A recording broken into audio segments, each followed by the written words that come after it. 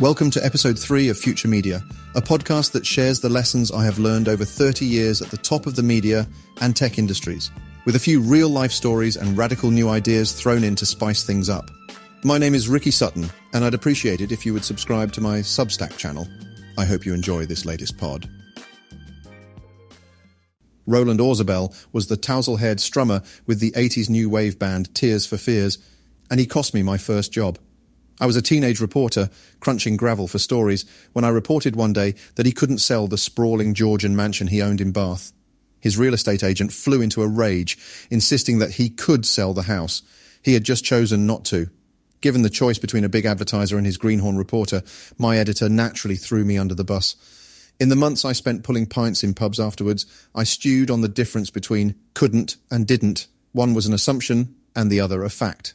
Missing the difference was costly. That realization returned to me this week as I researched the diverging fortunes of tech and news media. I'm fascinated by how the pace of change at the two industries has become so divergent. Both have tech and both have audiences, yet big tech is going at the speed of light, while news media's momentum has slowed to a crawl. I asked Bing why. One possible reason why tech companies like Microsoft are growing so fast, while news media companies like News Corp are struggling to grow at all, is the difference in their business models and innovation strategies. Tech companies are constantly developing new products and services that cater to the changing needs and preferences of consumers, while news media companies are often relying on traditional sources of revenue and content that may not appeal to the younger generations. Tech companies also have the advantage of leveraging data and artificial intelligence to optimize their operations and customer experience, while news media companies face challenges in adapting to the digital landscape and competing with online platforms and social media.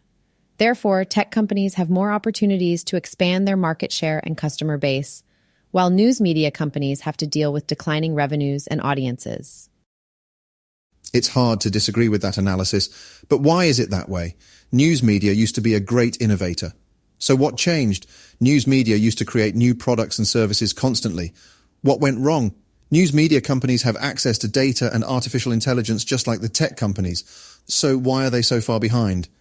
It's what Bing said. News media companies face challenges in adapting to the digital landscape. That's the real reason. But that's both a fact and a choice, and that means it can change. Before starting my AI video company, Oovu, in 2014, I spoke to my prospective customers to understand their pain points. That included the BBC. They were a world-beating broadcaster with an online audience of 1 billion people.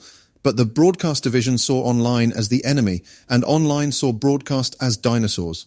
Despite all the opportunities and resources, they just could not get out of their own way. The BBC told me they needed a platform like Oovu to match videos and articles, and while they could probably build it themselves, it was not a priority. So I went ahead and built it. The BBC then went quiet for 4 years. Then I was speaking at the Online News Association in New Orleans when their head of news and their lawyer sought me out. He told me they needed Oovu more than ever because they were no closer to solving the problem and they were ready to do a deal. It was a game-changing opportunity that would grow Oovu 20x. But again, the BBC contrived to stall. The deal became mired in legal fine print and the boss quit the BBC for a faster-moving rival, and it went nowhere. A few weeks ago, and fully 8 years since our first conversation, the BBC was back again. It still had no solution and needed my entrepreneurial approach to break the impasse. I showed them the platform. They loved it. More meetings were scheduled, then delayed due to holidays, then follow-ups were ignored. New promises made, then more meetings scheduled, and then postponed. Then they sent me this email.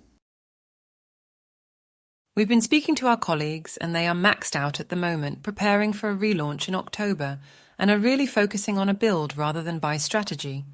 That, alongside the fact that we are currently reviewing our investment priorities across the entire business in advance of a group-wide strategic refresh, means that we aren't in a position to invest in Oovu at this stage.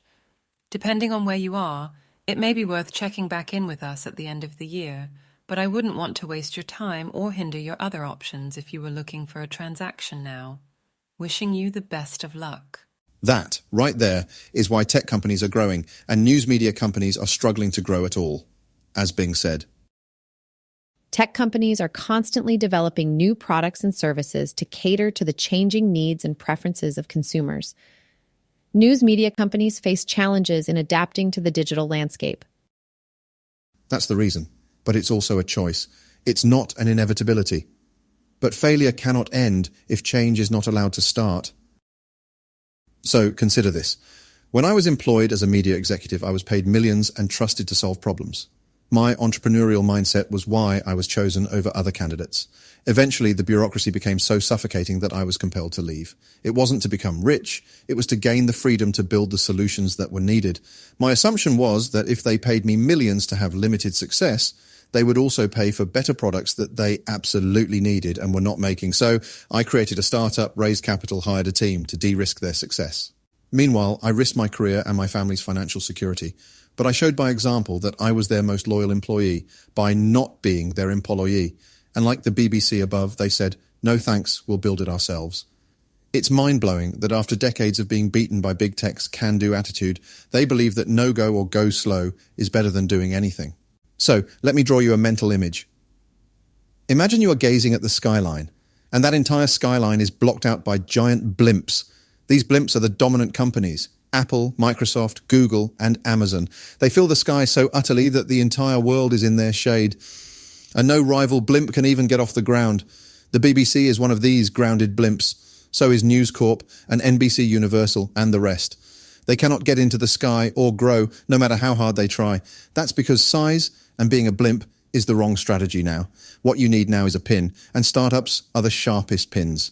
Pins are great for puncturing blimps. One prick and the big blimp doesn't notice, but a gasp of oxygen is released and a sliver of blue sky is revealed. Startups are relentless. We start with one hole, then tens, then hundreds, then millions.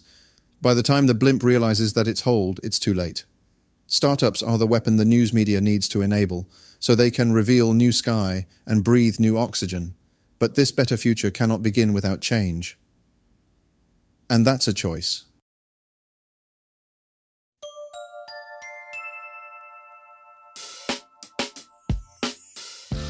That's it for now. Thanks for listening to the Future Media Podcast. My name is Ricky Sutton.